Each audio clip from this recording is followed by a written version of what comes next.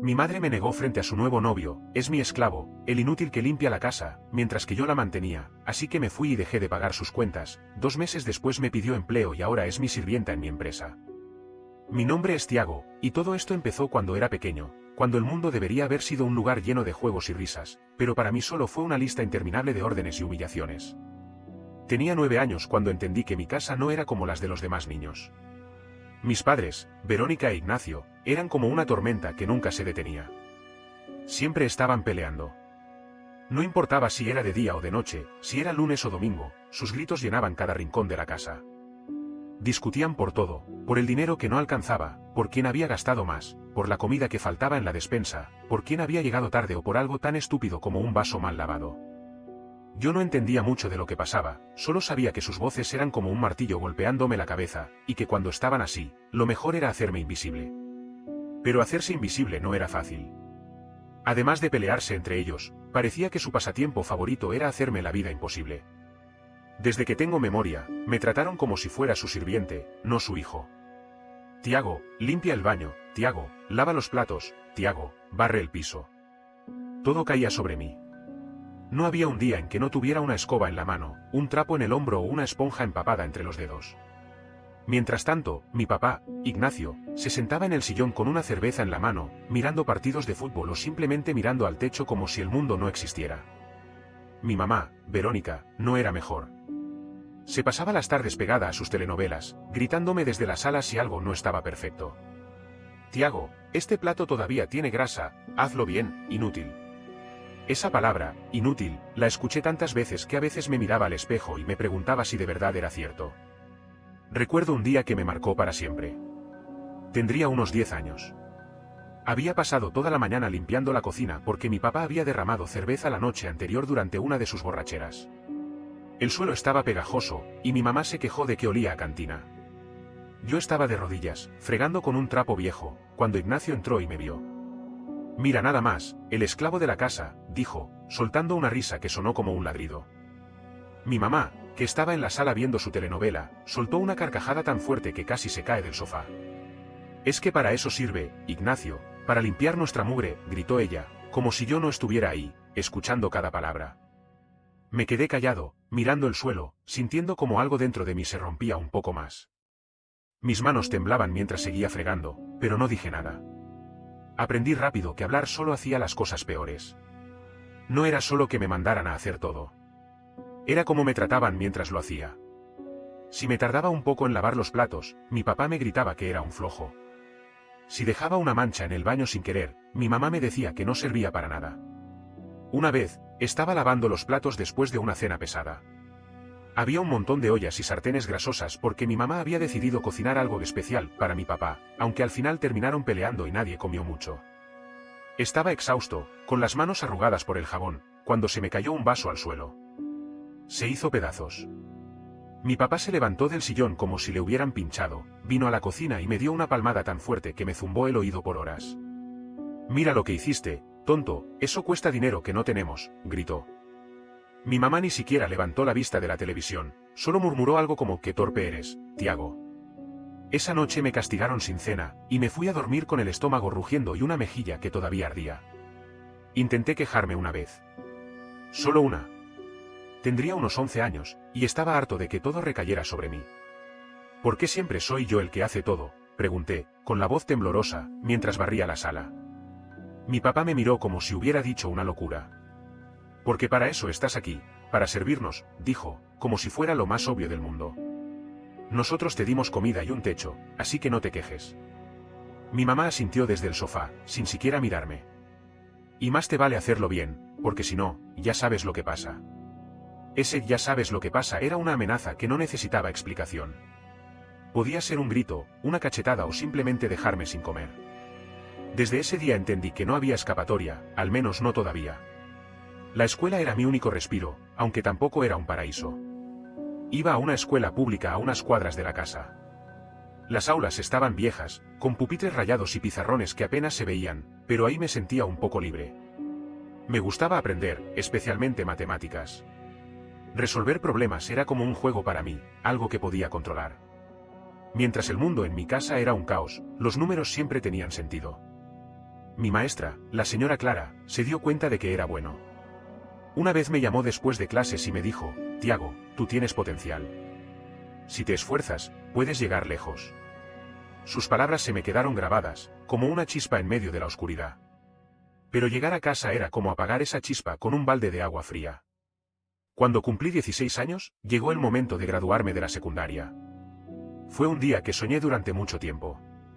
Había trabajado duro, sacando las mejores notas de mi clase, incluso con todo lo que pasaba en casa.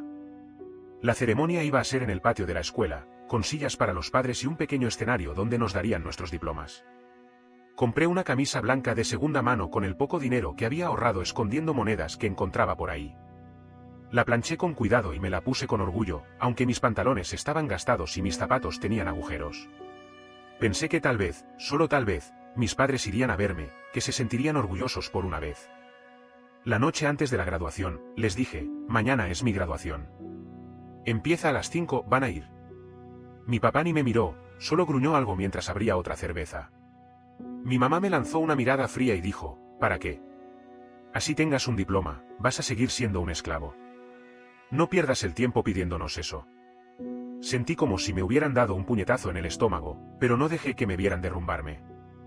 Está bien, dije, y me fui a mi cuarto. El día de la graduación, llegué solo al patio de la escuela. Vi a los otros chicos con sus familias, sus papás aplaudiendo, sus mamás sacando fotos. Cuando subí al escenario a recoger mi diploma, sonreí para la foto, pero por dentro sentía un vacío enorme. La señora Rosa me dio un abrazo y me dijo: estoy orgullosa de ti, Tiago. Eso me ayudó un poco, pero no llenó el hueco que dejaron mis padres. Cuando volví a casa, ni siquiera me preguntaron cómo había ido. Mi papá estaba dormido en el sillón, y mi mamá viendo televisión. Limpia la cocina antes de que te duermas, fue lo único que me dijo. Días después, las cosas empeoraron. Una mañana, mi papá me llamó a la sala. Estaba sentado con una cara seria, algo raro en él porque normalmente solo estaba borracho o gritando. Ya tienes 16, Tiago. O consigues un trabajo o te vas de esta casa, dijo. Mi mamá asintió. Aquí no mantenemos vagos. Ya es hora de que hagas algo útil. Me quedé helado. Había soñado con seguir estudiando, tal vez ir a la universidad algún día, pero sabía que eso no iba a pasar si no tenía dinero. Está bien, voy a buscar trabajo, dije, aunque por dentro quería gritarles que ellos eran los vagos, los que no hacían nada mientras yo me rompía el lomo. Esa misma semana empecé a buscar empleo. No tenía experiencia ni contactos, así que fui a todos lados, tiendas, mercados, talleres. Finalmente, encontré algo en un lavado de carros a unas calles de la casa. El dueño, un señor gordo llamado Don Pepe, me dijo: te pago por carro lavado. Si trabajas duro, te va bien. Acepté sin pensarlo. El trabajo era pesado: lavar autos bajo el sol, cargar baldes de agua, frotar llantas llenas de lodo. Al final del día, llegaba a casa con la ropa empapada y los brazos adoloridos, pero con unas monedas en el bolsillo.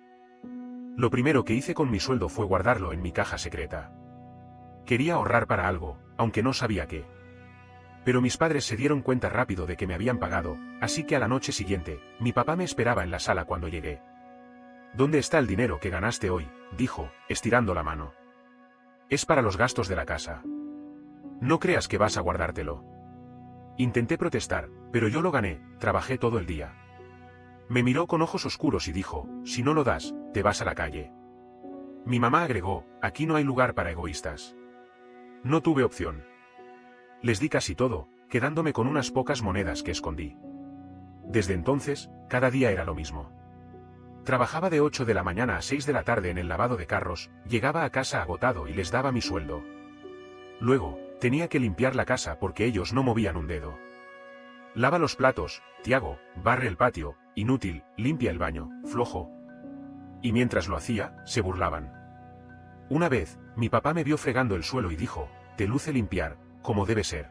Mi mamá se rió tanto que se le salió el refresco por la nariz. Me ardía la cara de vergüenza, pero seguí trabajando en silencio. Así pasaron 4 años, pero había aprendido a hacer más que solo lavar autos. Ahora manejaba las cuentas, organizaba a los otros trabajadores y hasta negociaba con los proveedores de jabón y cera. Don Pepe confiaba en mí, y eso me hacía sentir que valía algo. Me había subido el sueldo un par de veces, aunque yo seguía dándoles casi todo a mis padres para los gastos de la casa. Cada vez que les entregaba el dinero, mi papá gruñía una esto no es suficiente, y mi mamá añadía un trabaja más, inútil. Pero yo guardaba un poco en secreto, escondiendo billetes en mi caja, la misma donde tenía mi diploma y las pocas cosas que consideraba mías. Ese dinero era mi esperanza, mi plan para salir de ahí algún día. La casa seguía siendo un campo de batalla. Mi papá bebía más que nunca, y sus borracheras eran peores. Llegaba tambaleándose, rompiendo cosas, gritando insultos. Mi mamá no se quedaba atrás. Sus peleas eran como un incendio que nunca se apagaba.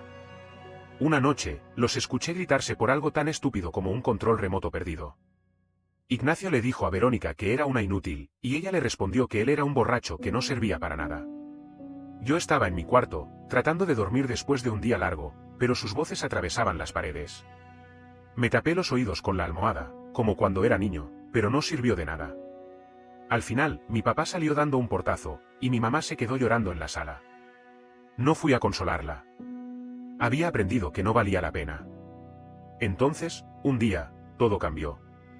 Fue un martes por la mañana, poco después de que cumplí 20 años. Me levanté temprano, como siempre, para limpiar la casa antes de ir al trabajo. Estaba barriendo el patio cuando noté que algo estaba raro. La casa estaba demasiado silenciosa. Mi papá no estaba en el sillón, ni había botellas vacías por ahí. Pensé que tal vez estaba durmiendo la borrachera en su cuarto, pero cuando fui a la cocina, vi una nota en la mesa. Era un pedazo de papel arrugado, escrito con la letra torcida de Ignacio. Decía, no aguanto más. Me voy.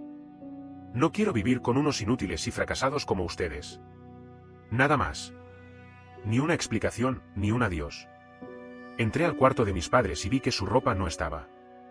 El armario estaba medio vacío, y faltaban sus zapatos, su reloj viejo, todo lo que era suyo. Mi mamá estaba sentada en la cama, mirando la pared como si estuviera en trance. Se fue, dijo, sin mirarme. Tu padre nos abandonó. Su voz no tenía emoción, como si estuviera hablando del clima. No supe qué decir. Una parte de mí sintió alivio, porque ya no tendría que soportar sus gritos ni sus golpes. Pero otra parte, una muy pequeña, sintió un pinchazo de dolor. Era mi papá, después de todo, aunque nunca hubiera actuado como tal. No hubo tiempo para procesarlo. Mi mamá se levantó, se puso su bata vieja y fue a sentarse frente al televisor, como si nada hubiera pasado. Pero algo sí cambió, ahora solo éramos ella y yo, y sus humillaciones se volvieron más directas. Sin Ignacio para pelear con ella, yo me convertí en su único blanco. Limpia el baño, Tiago, no seas flojo, me decía mientras se pintaba las uñas. Lava los platos, inútil, o no comes. Era como si hubiera decidido que, sin mi papá, yo tenía que cargar con todo, la casa, las cuentas, su rabia. Y yo lo hice, porque no sabía qué más hacer. Seguí trabajando en el lavado de carros, pero empecé a buscar algo mejor. Don Pepe me había dicho que yo era bueno con los números y que tenía cabeza para más que solo lavar autos. Una tarde, me habló de un amigo suyo, don Carlos, que tenía una pequeña empresa de transporte. Necesitan a alguien que organice rutas y maneje inventarios, me dijo. Les hablé de ti. Si quieres, te presento. No lo pensé dos veces. Fui a la entrevista con mi mejor camisa, que seguía siendo de segunda mano, pero estaba limpia y planchada. Don Carlos era un hombre serio, con bigote gris y ojos que parecían leerte el alma. Me hizo un montón de preguntas sobre cómo manejaba el dinero en el lavado y cómo organizaba a los trabajadores. Al final, me dio una palmada en el hombro y dijo, empiezas el lunes. Ese trabajo fue un cambio enorme. Me pagaban casi el doble de lo que ganaba con don Pepe, y el trabajo era más limpio, más ordenado. Pasaba el día en una pequeña oficina, haciendo listas de entregas, calculando rutas para los camiones, asegurándome de que todo llegara a tiempo. Al principio, me sentía fuera de lugar, como si no mereciera estar ahí. Pero don Carlos me decía, tú sabes lo que haces, Tiago. Confía en ti. Poco a poco, empecé a creerle. Mis compañeros eran buena gente, y aunque no hice amigos cercanos, me trataban con respeto. Por primera vez, sentía que estaba construyendo algo para mí. Pero había un problema, mi mamá. Sabía que si se enteraba de mi nuevo sueldo, me lo iba a quitar todo, como siempre. Así que decidí mentirle. Le dije que me habían cambiado de trabajo, pero que me pagaban casi lo mismo que antes. Seguía dándole una parte de mi sueldo, suficiente para cubrir el alquiler, la luz, el agua y algo de comida. El resto lo guardaba en mi caja, que ahora escondía en un hueco detrás de mi colchón. Cada billete que ponía ahí era un paso hacia mi libertad.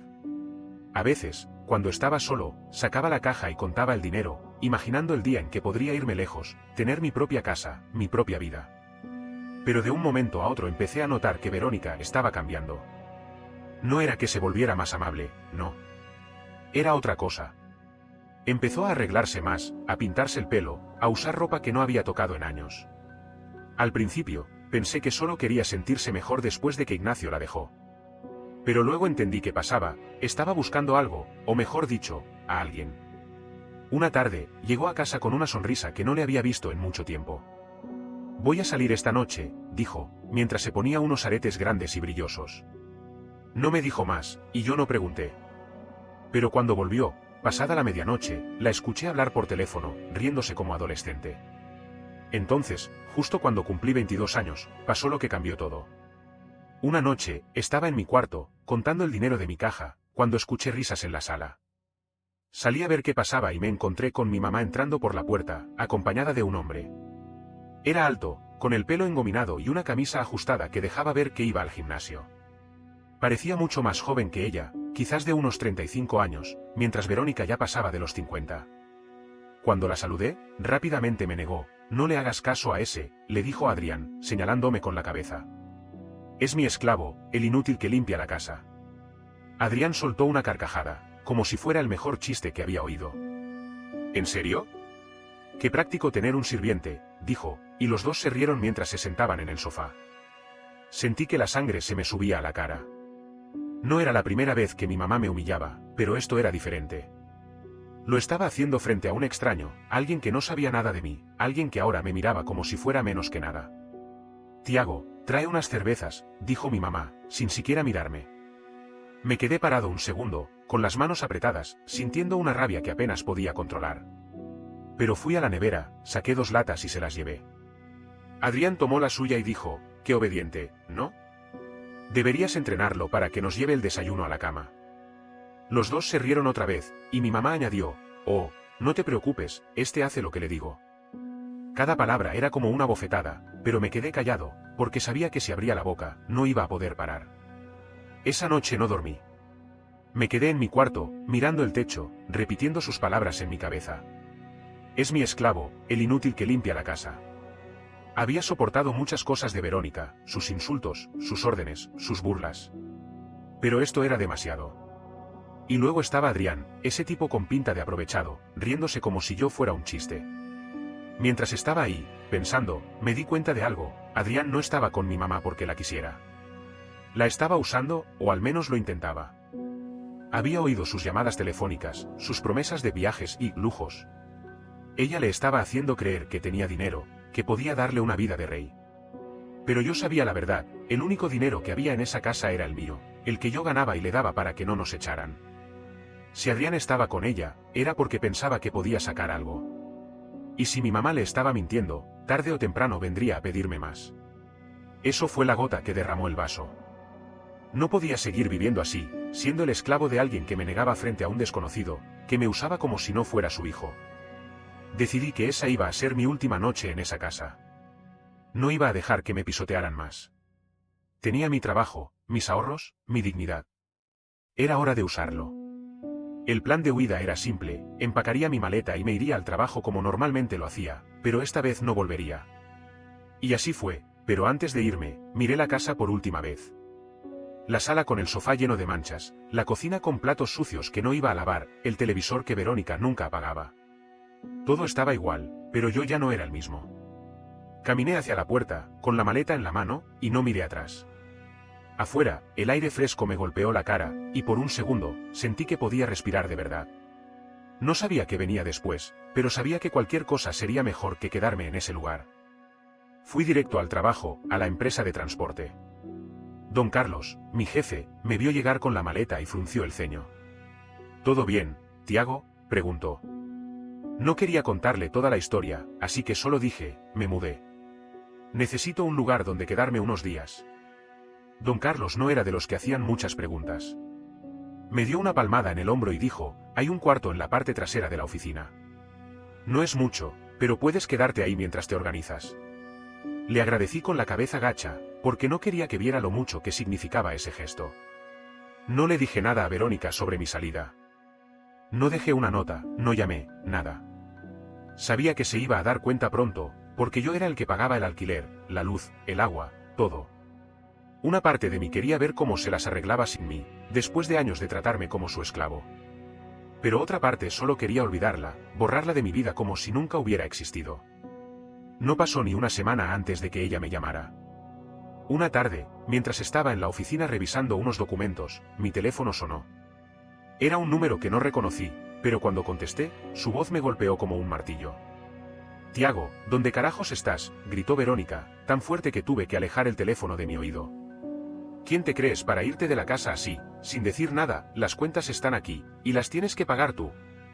Me quedé callado un segundo, sintiendo como toda la rabia que había guardado durante años subía por mi pecho. Luego hablé, con una calma que ni yo sabía que tenía.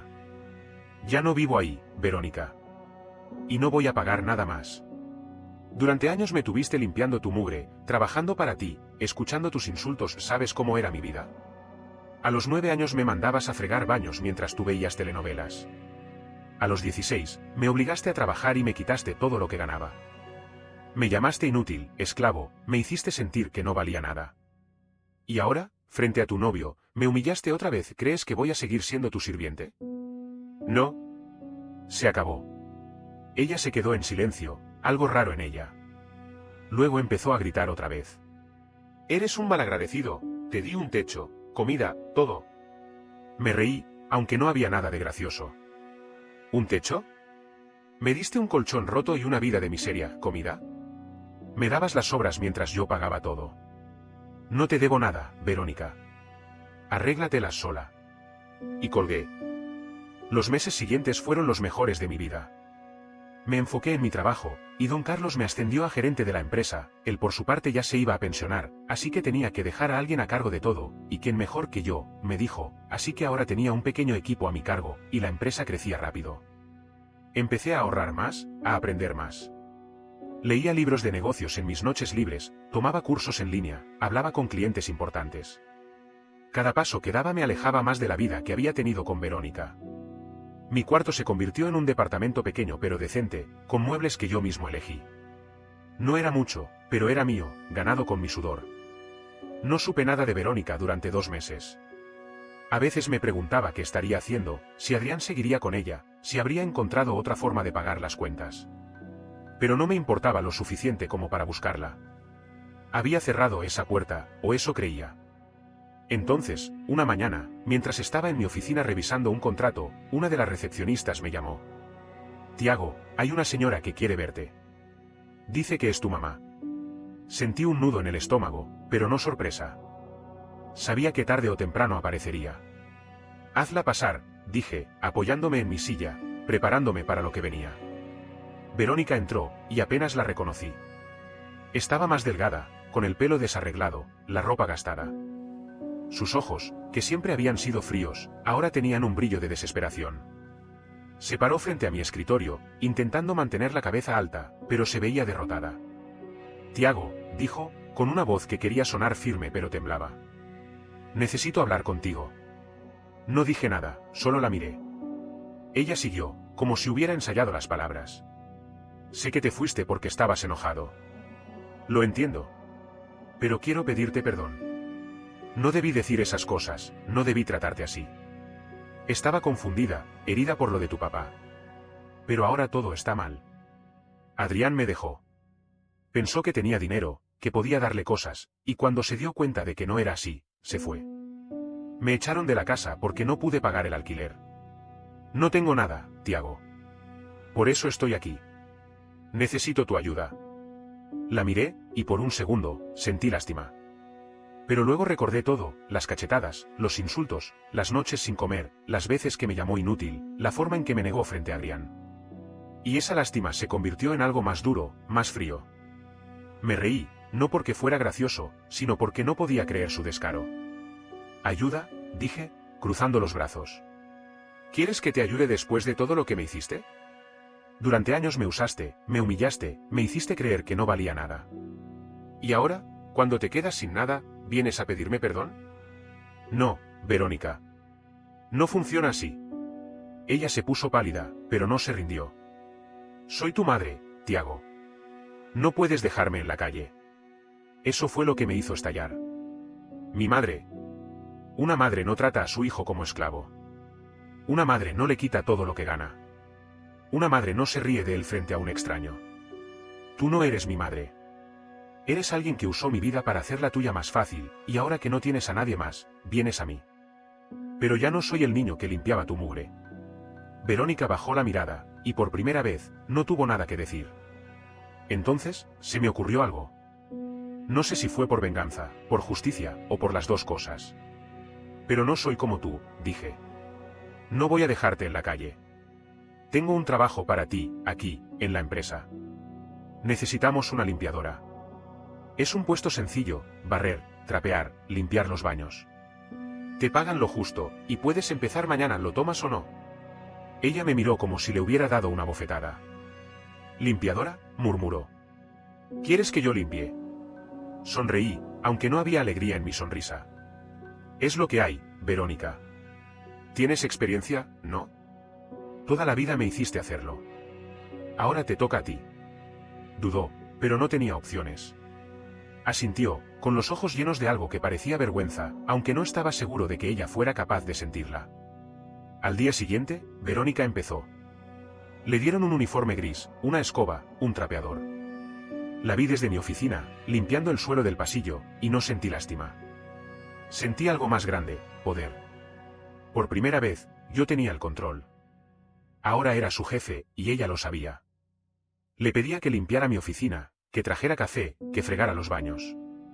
No lo hacía por crueldad, aunque no voy a mentir, una parte de mí disfrutaba ver cómo la vida le devolvía todo lo que me había hecho. Lo hacía porque era justo. Ella me había tratado como menos que nada, y ahora estaba en el lugar donde yo estuve durante años. Con el tiempo, me convertí en alguien más grande. La empresa creció, y yo con ella. Abrí nuevas sucursales y compré una casa, no grande, pero cómoda, con un patio donde podía sentarme a ver las estrellas, como cuando era niño. Verónica siguió trabajando en la empresa, limpiando, haciendo lo que le pedían. No hablábamos mucho, solo lo necesario. A veces la veía mirarme desde lejos, y me preguntaba qué pensaba. Pero ya no me importaba. Mirando atrás, no siento odio. Siento orgullo. Sobreviví a una infancia que pudo haberme destruido. Me levanté de un lugar donde todos me decían que no valía nada. Y ahora, estoy aquí, siendo el jefe de mi vida, mientras los que me pisotearon limpian mi suelo.